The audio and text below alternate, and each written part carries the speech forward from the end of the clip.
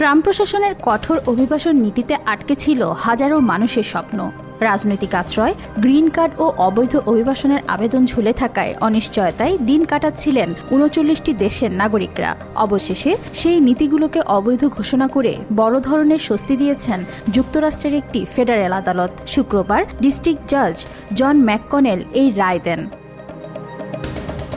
২০২৫ সালের নভেম্বরে Washington ডিসিতে national গার্ডের ২ সদস্য গুলিবিদ্ধ হওয়ার ঘটনার পর এই কঠোর বিধিনিষেধ জারি করেছিলেন ট্রাম্প প্রশাসন। ডিস্ট্রিক্ট জাজ জন ম্যাককনেল এই বিধিনিষেধ বাতিল করে বলেন, এই নীতির কারণে ৩৯টি দেশের নাগরিকদের রাজনৈতিক আশ্রয়, গ্রিন কার্ড, কাজের অনুমতি এবং নাগরিকত্বের আবেদনের চূড়ান্ত প্রক্রিয়া পুরোপুরি বন্ধ হয়ে গিয়েছিল।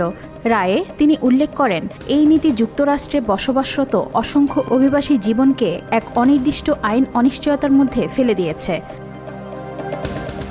জাতীয় নিরাপত্তা অজুহাতে ট্রাম্প প্রশাসন এই বিধিনিষেধ জারি করেছিলেন, তবে ম্যাককনেল এই অজুহাতকে প্রত্যাখ্যান করেছেন। তিনি বলেন, US citizenship and immigration services এখানে জাতীয় নিরাপত্তার ভুয়া অজুহাত ব্যবহার করেছে, যা আসলে তাদের অভিবাসী বিরোধী মনোভাবকে আড়াল করার চেষ্টা করছে। তিনি আরও বলেন, ইউএসসিআইএস এর এই সিদ্ধান্ত কোনো ব্যক্তির ভুলের কারণে নয়, বরং তা কেবল তাদের জন্মগত পরিচয়ের কারণে নেওয়া হয়েছে।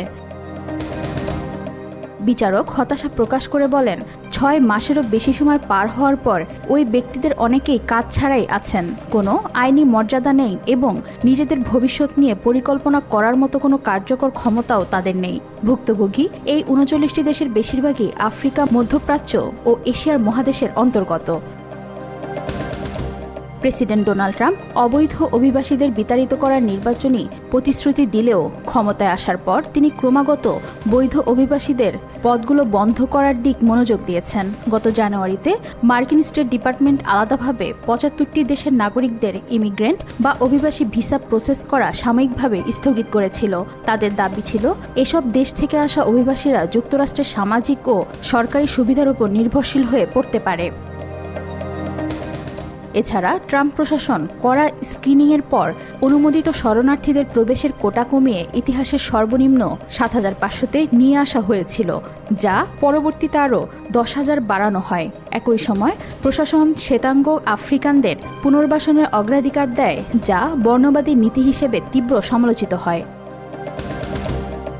আদালতের এই রায়কে স্বাগত জানিয়েছেন আইনি সাহায্য সংস্থা ডেমোক্রেসি ফরওয়ার্ডের প্রেসিডেন্ট ও প্রধান নির্বাহী স্কাই পেরিম্যান।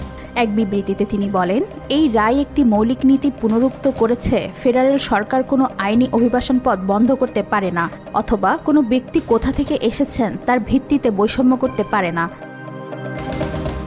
তিনি আরও যোগ করেন, এই বেআইনি নীতিগুলো সারা দেশে পরিবার, শ্রমিক, আশ্রয়প্রার্থী ও কমিউনিটিগুলোর উপর ব্যাপক ক্ষতি সাধন করেছে, যারা অনির্দিষ্টকালের জন্য অনিশ্চয়তার মধ্যে পড়েছিল এবং কাজ করা আইনি সুরক্ষা পেতে বা জীবনে এগিয়ে যেতে ব্যর্থ হয়েছিল।